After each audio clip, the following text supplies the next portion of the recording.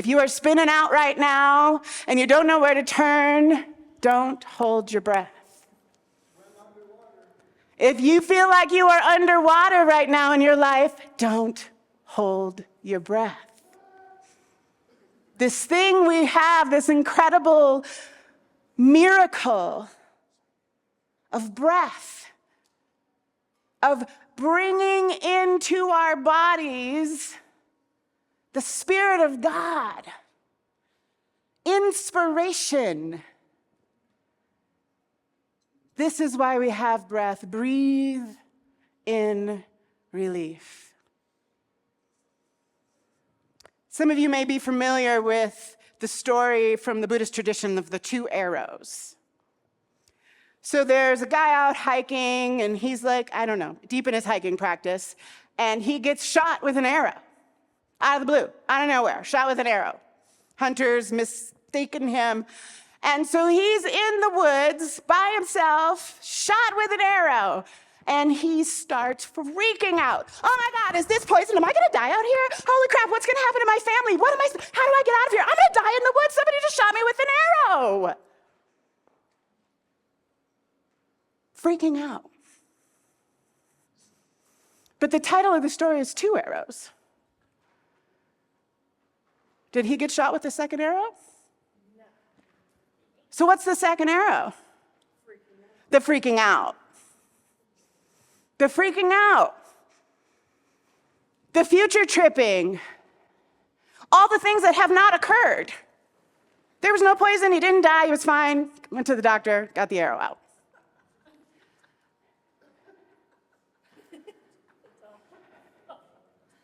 The second arrow is our way we create suffering for ourselves. There's a famous quote that came from that: pain is unavoidable, suffering is optional. What we do with the circumstances of our life, with the pain of our lives, becomes the spiritual practice. This is why we have breath. Anne Lamott wrote a book. She's a famous current author, Christian tradition, but just really great all-around thinker and spiritual teacher. And she has a book that says, Help, Thanks, Wow. The 3 essential prayers. Help, thanks, wow. Wow. But she goes on in the intro of her book, she says, my 3 prayers are variations on help, thanks, and wow. That's all I ever need, besides the silence, the pain, and the pause, sufficient for me to stop and turn inward. The silence following the pain and the pause. The pain and then the pause. And then the breath. And then the prayer. And the prayer might just be help, thanks, or wow. The prayer might just simply be the breath to return. But it is in this process that we begin to call back in to the truth of who we are, which is where our power lies, which is where our agency lies, which is where our sovereignty lies. When we are in the freak out, when we're often in the freak out, we give away our power. We let fear drive our choices. Who knows how long dude stood in the forest freaking out? His freak out could have bled out, right? We make terrible choices when we're spinning. We forget who we are. We forget what's true. We believe the hype. We get wrapped up into the fight of us and them. Right? There's a lot of us and them fights right now. And all of that starts in our own minds.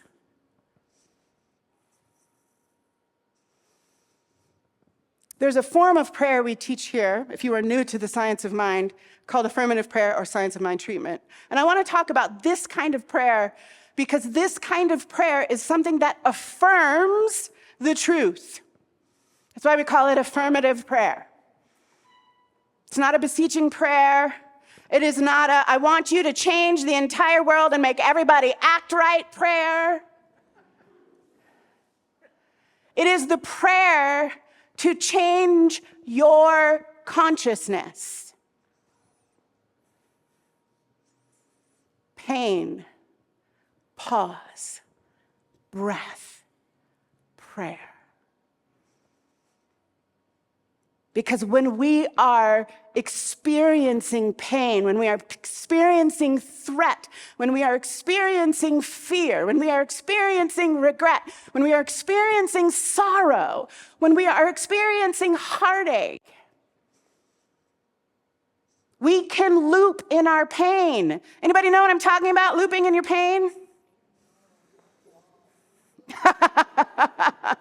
Some of us are lying.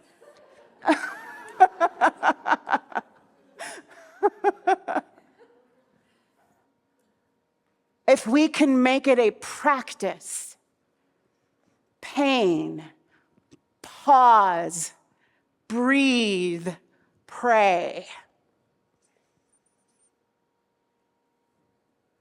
Pain, pause, breathe. Let me turn within. Anne Lamott said the only thing she needed besides the prayer was something to stop her long enough to turn within. And sometimes that can be the gift of the pain. Sometimes that's the gift of the worry, the gift of the circumstances that you would really rather not be happening. Is if you accept the gift of it, it may bring you closer to the truth. It may be the thing that goes, ooh, damn, let me stop for a minute. Let me breathe for a minute.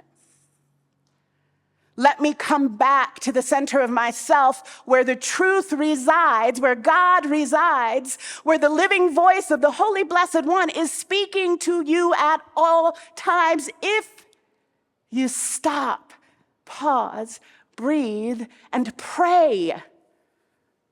We get really messed up around this word prayer. We think it means a whole bunch of things. What it means is getting back in touch with conversation with the divine that is in you. The one place where you can chat with God, right here.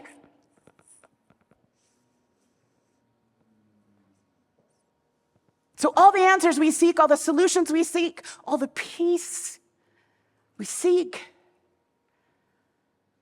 right in here.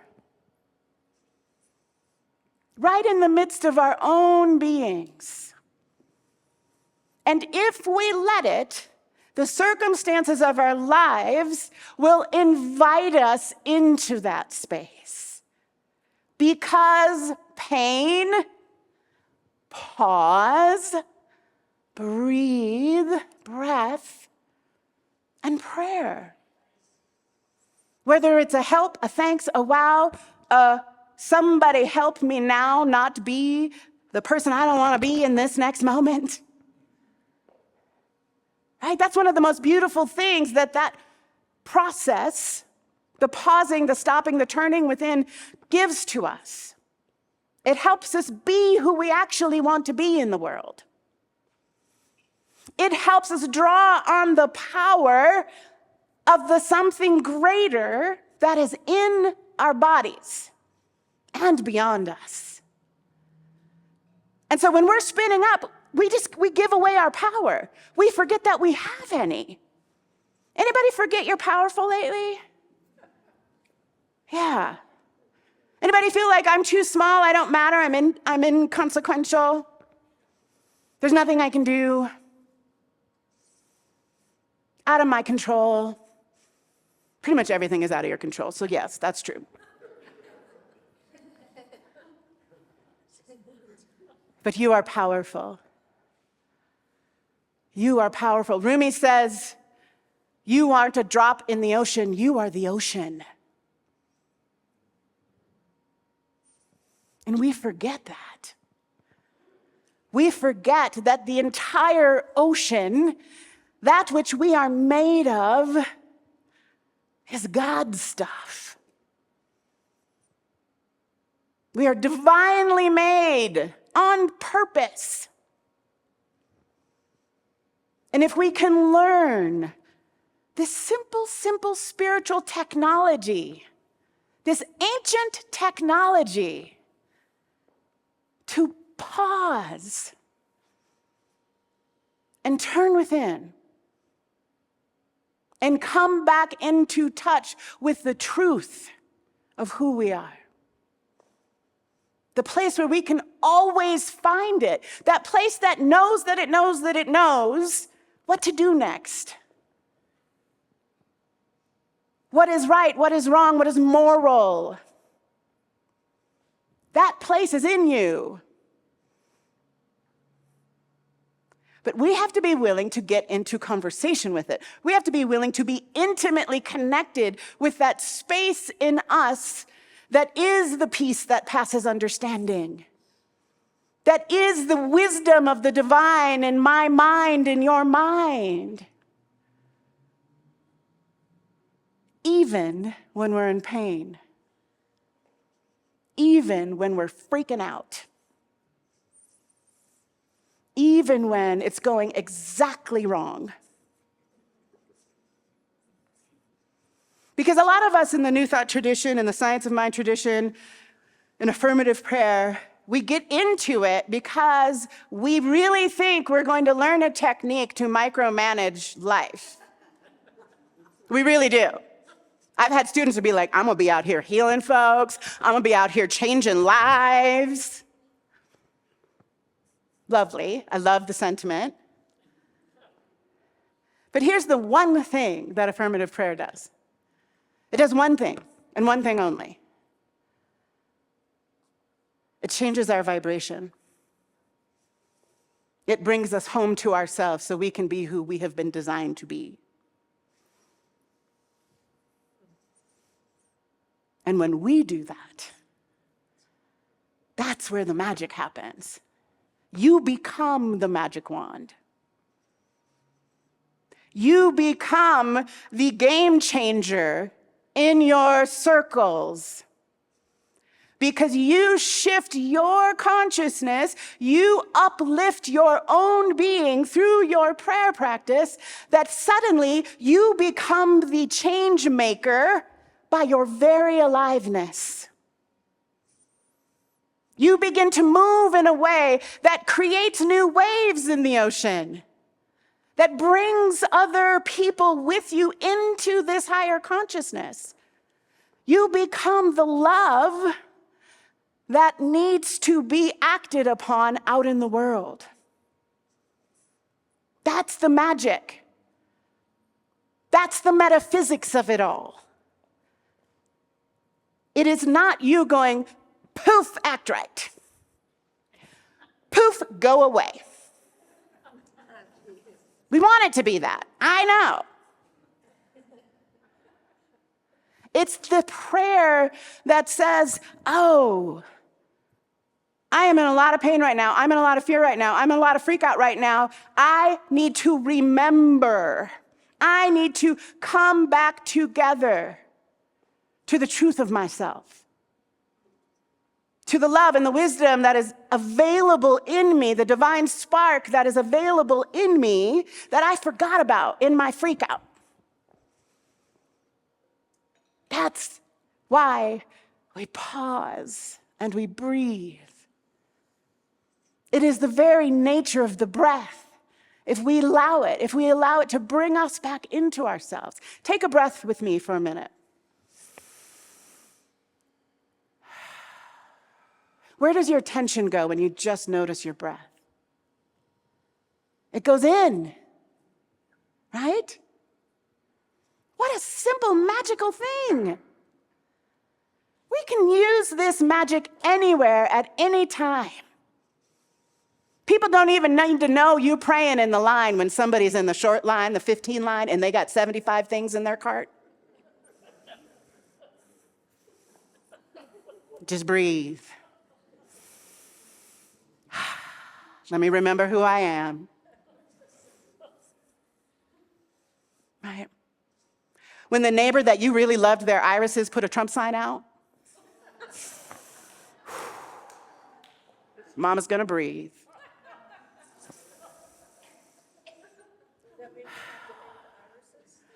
We love their irises still. Mm-hmm. This magical tool we have, this spiritual technology that we have that is as simple as an inhale. And then because we practice, that inhale can turn into connection. Connecting to the divine within your own being. So take another breath for me. Big breath in. And feel for that magic in your own body.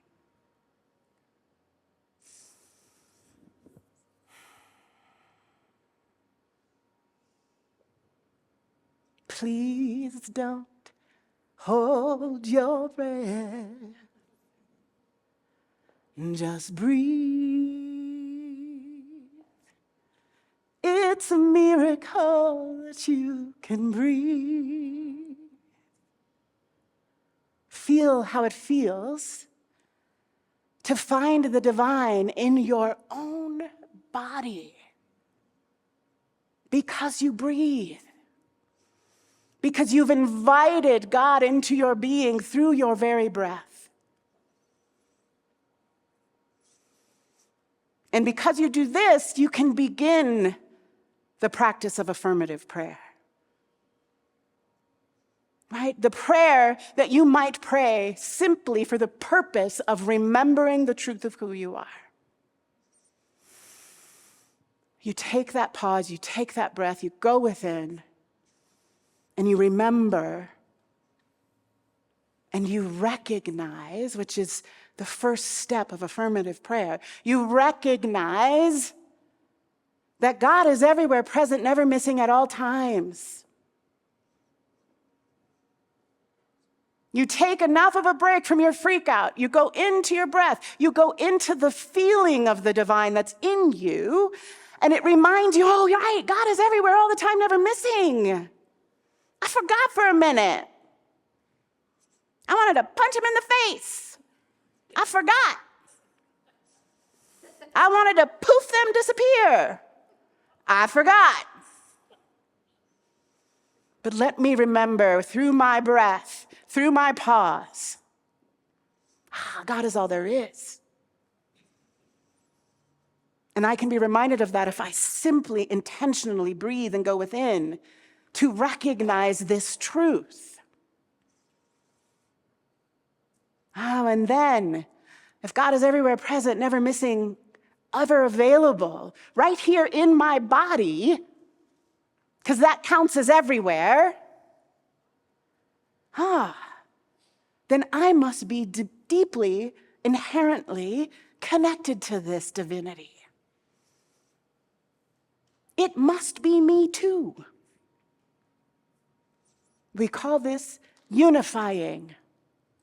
I'm going to unify myself with this truth, this divine power, this love that is ever available and right here in my own body and in my own mind. And yes, it is me too. I want to share a quote from Islam, from the Hadith Qudsi, which is one of the, it's not the Quran, it's one of the, all the writings and speeches that were collected during Muhammad's life. And this is one of the most famous ones, the Hadith Qudsi. If my servant draws near to me a handspan, I draw near to them an arm's length. If they come to me walking, I come to them running. This is God speaking to Muhammad. If my servant comes near to me a handspan, I will come to them with an arm's length. If they come walking, I come running.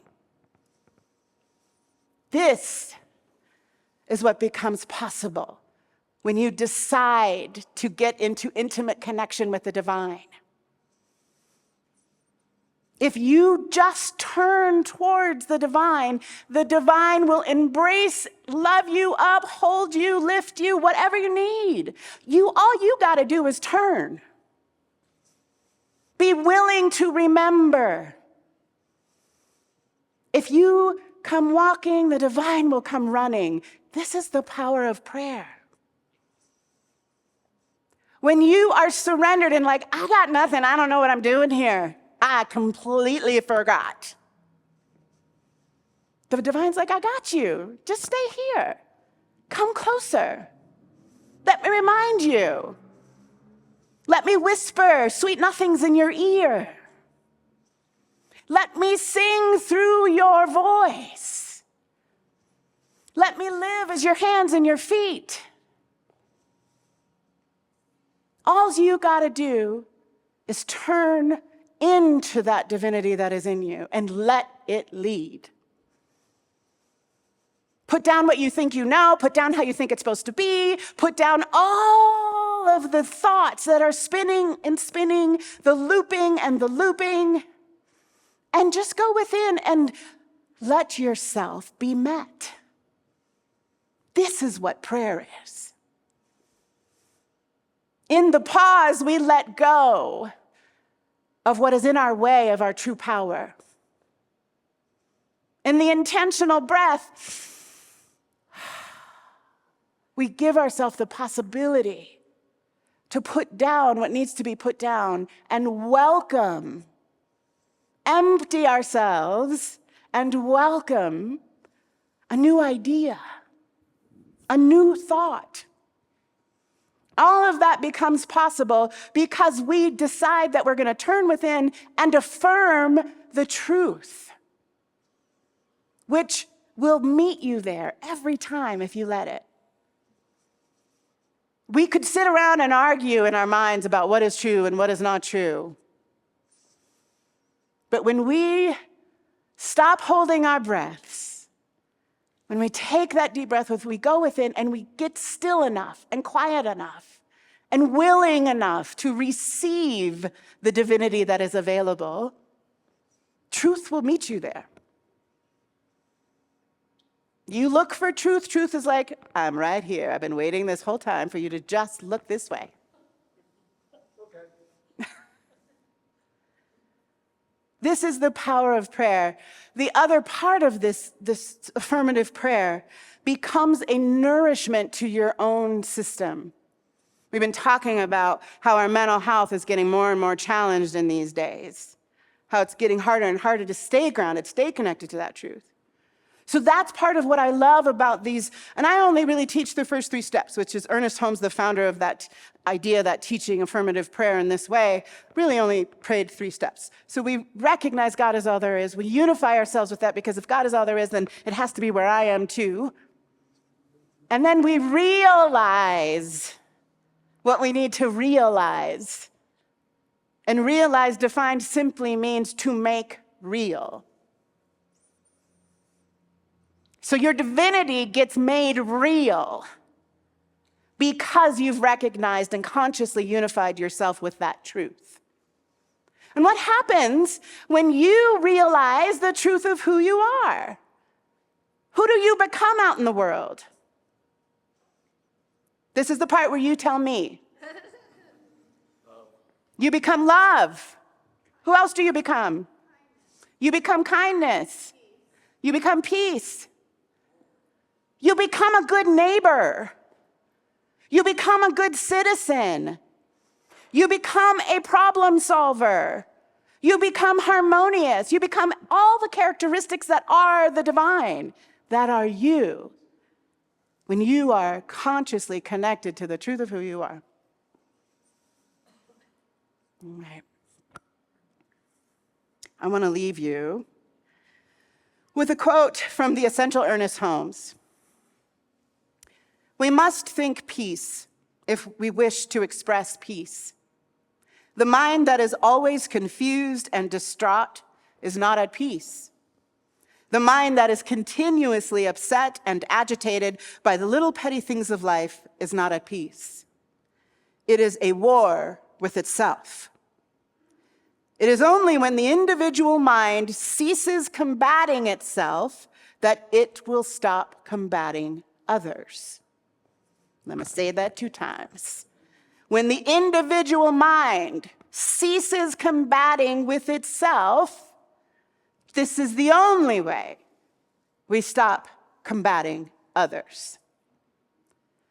We do not know when that far-off divine event will transpire, which shall heal the world of the wounds of war, the memories of an ancient strife, and the anticipation of future struggle. All we know as individuals is that it is within our power to control our own thinking, to so order our own minds and thoughts that we as individuals shall be surrounded by peace. If we want to end wars, if we want to end the suffering that are a result of that level of violence at that scale, we have to have minds that are no longer a match for that kind of violence. We have to be bodies that are not a match for violence. We have to be lovers that are able to hold divide. And it begins in our own consciousness. Because it is from this place, when you, connected to the truth of who you are walking peace, are walking wisdom because you are aligned, heart, mind, and soul, you know how to be love in action. You know how to take the next right step that is a stand for peace and love, because you will be it. More and more and more and more and more. You'll know what to do. You'll know what is yours to do. You will be guided by the love that is in you, the wisdom that is in your mind. We'll tell you exactly what's next. We'll show you who to be in your neighborhood, on the streets. That's why this is so important, that we take this simple, magical, ancient tool, the breath, the choice to take a breath in whatever set of circumstances you find yourself in. Just breathe and turn towards God. Turn towards the divine in your own being and let it meet you there. You come walking, the divine will come running. And you matter in this moment. You have breath in your body. That's on purpose. That is divine purpose. 2, 3.